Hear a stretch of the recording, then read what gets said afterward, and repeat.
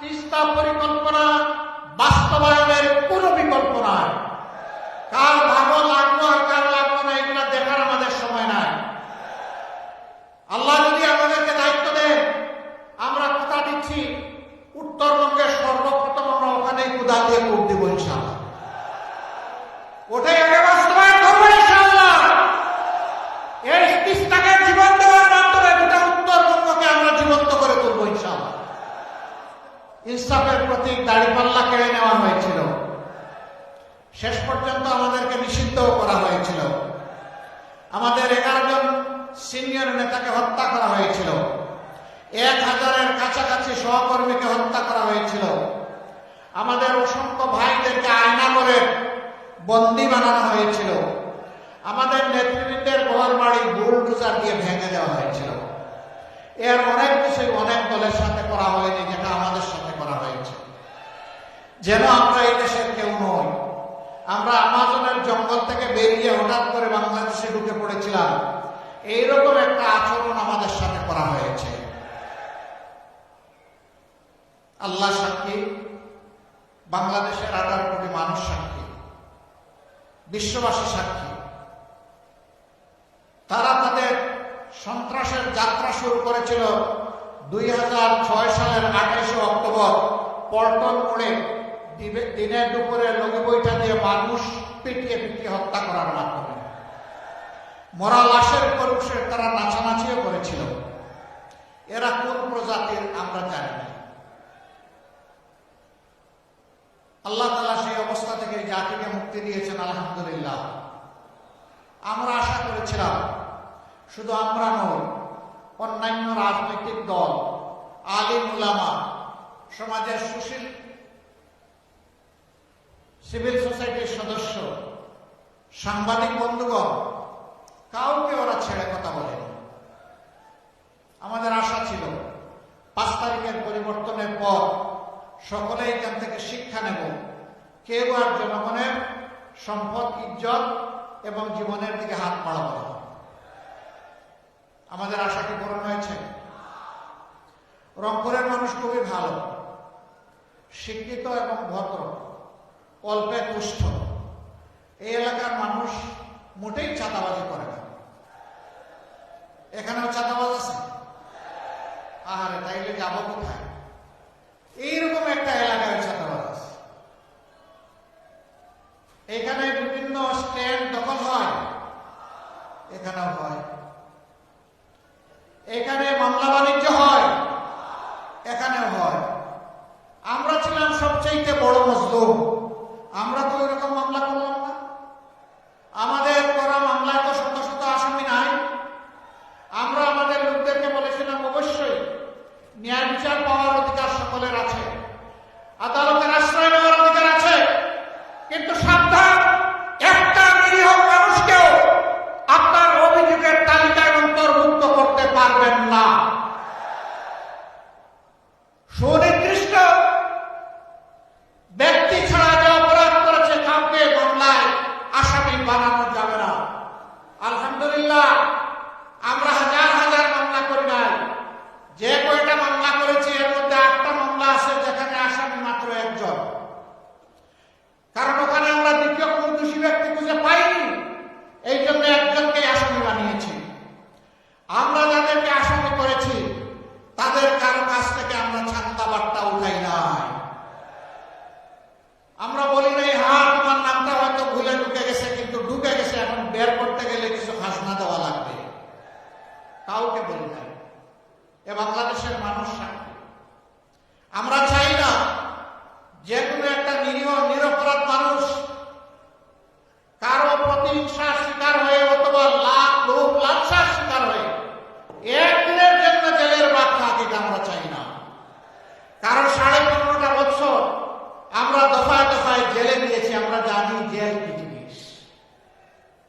বিনা অপরাধে আমাদেরকে জেলে পুরা হয়েছে। আমরা জানি যারা অপরাধ না করে জেলে যায় তাদের মানসিক অবস্থাটা কেমন হয়। যেহেতু আমরা নিজেই মজলুম হয়েছি, আমরা কাউকে মজলুম বানাতে চাই না। আমরা কি চাই?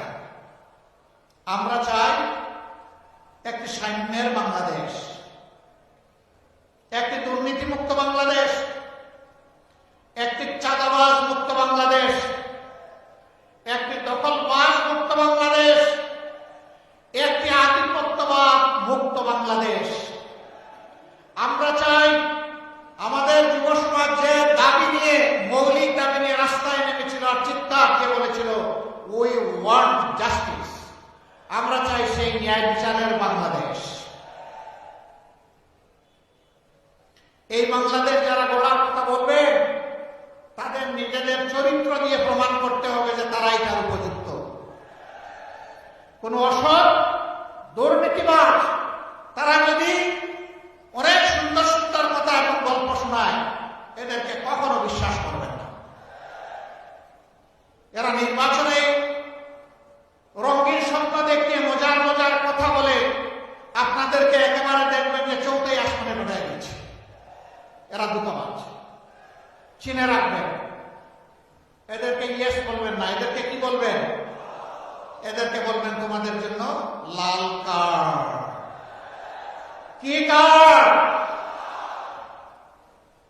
সংগ্রামী বন্ধুগণ, দেশ আমাদের সকলের। এই দেশটিতে আমরা 4টি ধর্মের মানুষ বসবাস করি, মুসলমান, হিন্দু, বৌদ্ধ, খ্রিস্টান। দেশটা একটা ফুলের বাগানের মতো। আল্লাহ যেমন মুসলমানদেরকে পয়দা করেছেন, তেমনি অন্য ধর্মের লোকদেরকেও পয়দা করেছেন। আমরা কেউ আল্লাহর কাছে আবেদন করে এই দেশে পয়দা হয়নি, আল্লাহ তার ইচ্ছা মতো পয়দা করেছে। আল্লাহ সকলের রিজেক্ট দাতা, সকলকে সম্মান দেন। আপনার আমার কোনো অধিকার নেই ধর্মের ভিত্তিতে কাউকে আঘাত দেওয়া, কারো ক্ষতি করা, কোনো অধিকার আমাদের নেই। বরঞ্চ আমাদেরকে মিলেমিশে একটা উন্নত মানবিক সমাজ এখানে গড়তে হবে। ধর্ম ছাপিয়ে দেওয়ার বিষয় নয়, ধর্মীয় মানুষের অন্তরের আবেগ দিয়ে গ্রহণ করার বিষয়। অতএব কোরআনের সুস্পষ্ট নির্দেশনা, লা ইকরাহা ফিদ্দীন, দ্বীনের ব্যাপারে কোনো জবরদস্তি চলবে না। আমরা বাংলাদেশকে ন্যায় ইনসাফের বাংলাদেশ করতে চাই। অনেকে বলে এটার মডেল কি হবে? এটা কি ইরান হবে, না আফগানিস্তান হবে, না পাকিস্তান হবে? আমরা বলি না, এটা বাংলাদেশ হবে। আর যদি মডেল বলে, তাহলে দুনিয়ার সর্বশ্রেষ্ঠ স্বীকৃত শাসন, যেটা আল্লাহর নবী মুহাম্মদ রাসূলুল্লাহ সাল্লাল্লাহু আলাইহি ওয়াসাল্লাম জগৎবাসীকে উপহার দিয়েছিলেন, যেখানে সকল ধর্ম বর্ণের মানুষের অধিকার নিশ্চিত হয়েছিল, সেই মদিনার মডেল আপনি বলতে পারেন। এর বাইরে আমাদের কাছে কোনো মডেল নাই ভাই। আমরা বাংলাদেশকে আফগান বানাতে চাই না, ইরান বানাতে চাই না, পাকিস্তান বানাতে চাই না, অন্য কোনো দেশ বানাতে চাই না। প্রিয় গর্বের বাংলাদেশকে গর্বের বাংলাদেশ হিসাবে বানাতে চাই। আমরা মিথ্যা কোনো আশ্বাস নির্বাচন সামনে রেখে দিচ্ছি না, দিব না। যা আমরা পারবো না তা আমরা বলবো না, যা আমাদের কর্তব্য বলে মনে করি শুধু তাই বলবো। আমরা কাউকে ভাই বেকার ভাতা দিব না। বেকার ভাতার মানে হচ্ছে বেকারের কারখানা তৈরি করা। আমরা কোনো বেকারের কারখানা তৈরি করব না। আমরা দেশের প্রত্যেকটি সক্ষম নারী পুরুষের হাতকে আমরা দক্ষ হাতে পরিণত করতে চাই। বেকার ভাতা নয়, তাদের হাতে আমরা মর্যাদাপূর্ণ কাজ তুলে দিতে চাই। সে বুক ফুলিয়ে বলবে, আমি কোনো কারো দয়ার নামে চলতে চাই না, আল্লাহর দেওয়া মেধা এবং যোগ্যতা খাটিয়ে আমি সম্মানের সাথে বাঁচতে চাই। এইভাবে যখন প্রত্যেকটি নারী পুরুষ দক্ষ হয়ে উঠবে, আত্মবিশ্বাসী হয়ে উঠবে, সেই দিনই বিশ্বের বুকে মাথা উঁচু করে দাঁড়ানো একটা বাংলাদেশ গোটা বিশ্ব দেখতে পাবে ইনশাআল্লাহ। আমরা ওই দেশটা করতে চাই। অনেকে বলে মা বোনদের কোনো স্পেস থাকবে, আপনারা যেখানে কাজ করবে, দেশ চালাবে। আচ্ছা, মা বোন নাই কার কার করে একটু হাত তুলেন তো দেখি। ওরে বাবা, ঘরের ভিতরে চলতে পারেন তো সমাজে চলতে পারবেন না? ঘর আপনার চলে না নারী ছাড়া, সমাজও আপনার চলবে না নারী ছাড়া।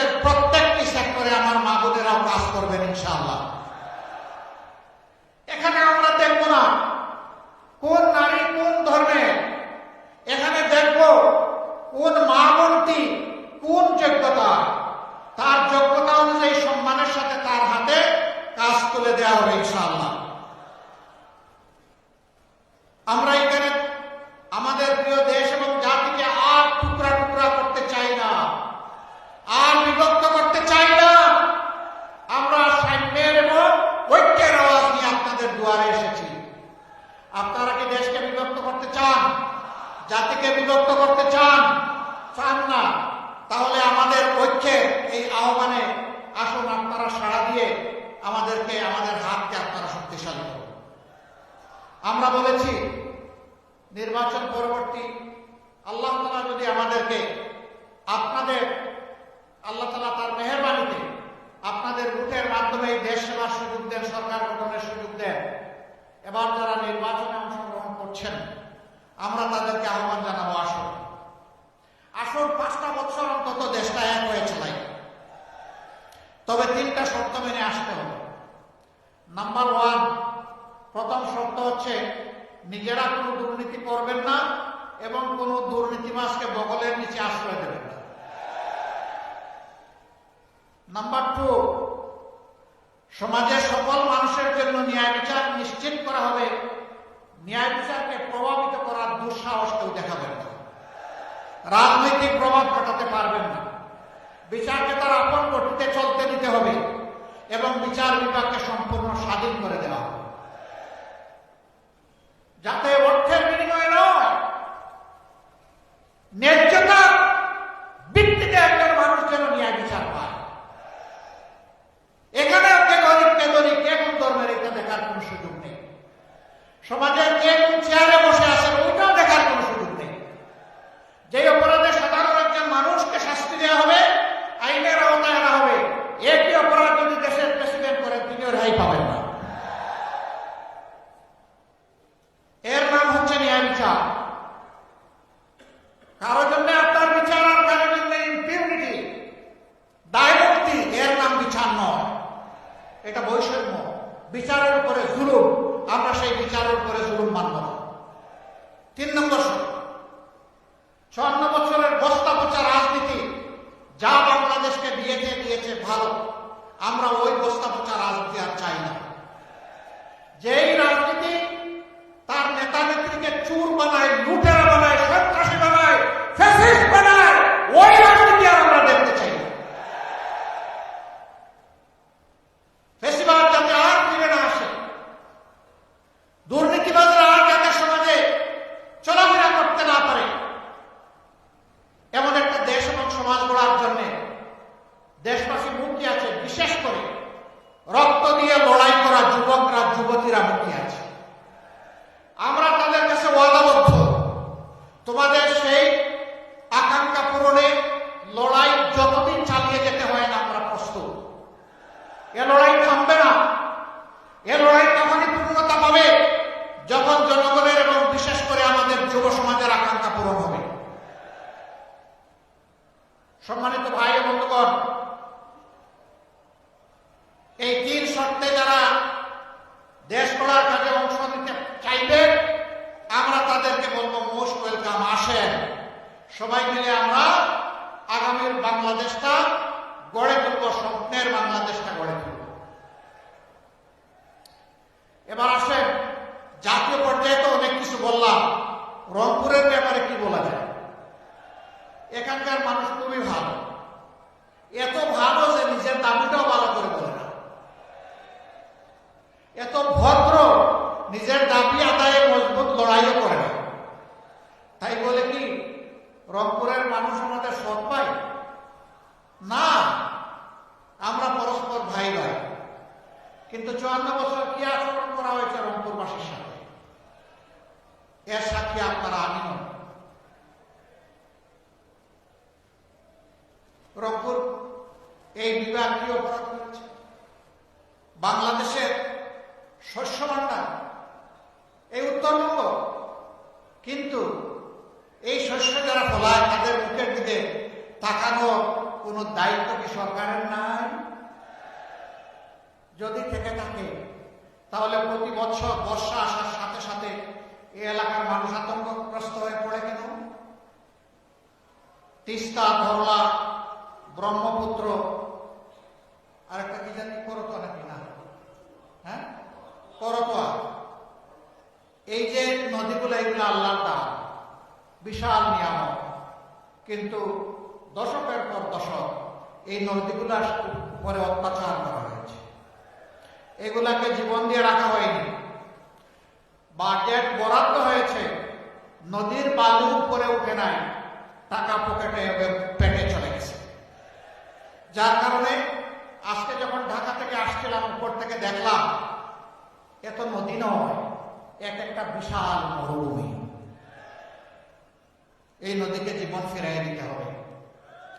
নদী জীবন ফিরে পেলে উত্তরবঙ্গ জীবন ফিরে পাবে ইনশাআল্লাহ। তাই তিস্তা পরিকল্পনা বাস্তবায়নের কোনো বিকল্প নাই। কার ভালো লাগলো আর কার লাগলো না এগুলো দেখার আমাদের সময় নাই। আল্লাহ যদি আমাদেরকে দায়িত্ব দেন, আমরা কথা দিচ্ছি উত্তরবঙ্গের সর্বপ্রথম আমরা ওখানেই কুদা দিয়ে কূপ দিব ইনশাআল্লাহ। ওটাই আগে বাস্তবায়ন করবো ইনশাআল্লাহ। এই তিস্তাকে জীবন দেওয়ার মাধ্যমে গোটা উত্তরবঙ্গকে আমরা জীবন্ত করে তুলবো ইনশাআল্লাহ। এইখানে তিস্তা মহাপরিকল্পনা যখনই বাস্তবায়ন হবে, তখন অনেকগুলো উন্নয়নের দুয়ার খুলে যাবে। আমরা ইনশাআল্লাহ জায়গায় জায়গায় এগ্রোবেস ইন্ডাস্ট্রি গড়ে তুলব। আপনাদের পণ্যের ন্যায্য মূল্য নিশ্চিত করা হবে, পণ্য সংরক্ষণের যথাযথ ব্যবস্থা করা হবে। ফলমূল যা বলে উত্তরবঙ্গে তা দিয়ে সারা বছর বাংলাদেশের মানুষ আনন্দে খেতে পারত, কিন্তু এগুলো সংরক্ষণের কোনো ব্যবস্থা নেই বলে খুব তাড়াহুড়া করে পচে গলে অথবা বিক্রি করে সব শেষ হয়ে যায়। আমরা এই যন্ত্রণা থেকেও উত্তরবঙ্গের আমাদের চাষি কৃষক ভাইদেরকে বের করে আনতে চায়। এখনো মানদাতারা বলে কৃষি ব্যবস্থা এখানে চলবে কেন? যুগ বহুদূর এগিয়ে গিয়েছে। আমরা আধুনিক প্রযুক্তি নির্ভর কৃষি শিল্পের বিপ্লব ঘটাবো ইনশাআল্লাহ। এই বিপ্লব শুধু উত্তরবঙ্গের ভাগ্য খুলে দিবে না, এই বিপ্লব বাংলাদেশের 18 কোটি মানুষের কপাল খুলে দেবে। আমরা উত্তরবঙ্গকে কৃষি বিপ্লবের রাজধানীতে পরিণত করতে চাই। এর জন্য কৃষি প্রযুক্তি ভিত্তিক বিশ্ববিদ্যালয় করতে হয়, তাই করা হবে ইনশাআল্লাহ। ইন্ডাস্ট্রি স্থাপন করতে হয়, সেটা করা হবে। সরকারি, বেসরকারি এবং যৌথ উদ্যোগ সব কিছু। যদি আমরা সেই উদ্যোগ নিতে পারি, বিদেশিরা ওইখানে বিনিয়োগ করতে আসবে।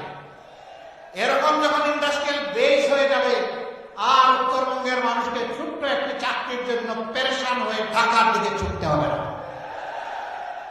উত্তরবঙ্গই ঢাকার ফেসিলিটি ঘরে ঘরে এনে দেবে। আমরা চাই না উত্তরবঙ্গ আর বঞ্চিত থাকুক। বলবেন যে এরকম তো যুগে যুগে অনেকেই বলেছে, আপনারা যে কথা রাখবেন তার নিশ্চয়তা কি? আমরা 5 আগস্ট বলেছিলাম আমরা কথা রাখবো, এই জাতি আমরা মজলুম, কিন্তু আমরা কারো উপর থেকে প্রতিশোধ নিব না। আল্লাহর কসম, একটা মানুষের দিকে আমরা হাত বাড়াই। আমরা কি কথা রেখেছি? আমরা বলেছিলাম আর্থিকভাবে আমাদেরকে ক্ষতিগ্রস্ত করা হয়েছে, কিন্তু তাই বলে আমরা চাঁদাবাজি করবো, এটা হবে না। আমরা কি চাঁদাবাজি করেছি? আপনাদের সাথে দেওয়া কথা আমরা রক্ষা করেছি। আমরা বলেছিলাম আমরা মামলা বাণিজ্যে নামবো না, আমরা নামি নাই। আমরা কি কথা রাখতে পেরেছি? ইনশাআল্লাহ আমরা কথা রাখবো। আমাদের 2 জন ভাই মাত্র 5 বছরের জন্য 3টা মন্ত্রণালয় পরিচালনা করেছিলেন। সততা, স্বচ্ছতা এবং দক্ষতার সাথে তারা সেই মন্ত্রণালয় পরিচালনা করেছেন। তারা সৎ ছিলেন, তারা স্মার্ট ছিলেন। তাদের দিকে কেউ আঙ্গুল তোলার সাহস করে না। যে এই মন্ত্রণালয়ে অপরাধ হয়েছে অথবা এখানে স্বজনপ্রীতি করা হয়েছে, এটা বলার সাহস কারো হয় না। কেন জানেন? তারা আল্লাহকে ভয় করতে। আমরা যে কথাগুলো আপনাদেরকে বলছি, আমাদের সবগুলা কথার সাক্ষী হয়ে যাচ্ছে আল্লাহ রাব্বুল আলামিন। আমরা সেই আল্লাহকে ভয় করি। আল্লাহকে ভয় করে আপনাদেরকে সাথে নিয়ে, আপনাদের সাথে পরামর্শ করে উত্তরবঙ্গকে নতুনভাবে সাজাবো ইনশাআল্লাহ।